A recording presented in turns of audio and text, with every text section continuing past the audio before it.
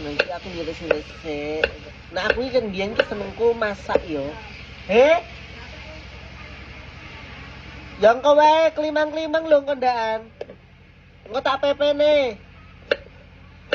Ketimbang yo, misal nek jajan 15.000, 20.000.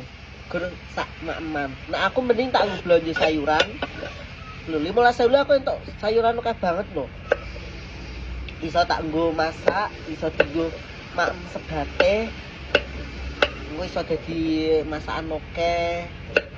Tapi tergantung sih, kadang-kadang udah seneng jajan yo ketimbang masak dhewe. Nah, aku luwih ngirit masak dhewe. Kor masak dhewe iki arep sing masakan apa, misal gur sambel, arep sing praktis kaya ngoseng, kaya goreng tempe, goreng tahu, ngono kan praktis. Nah, aku kan biyen soalnya jarang jajan.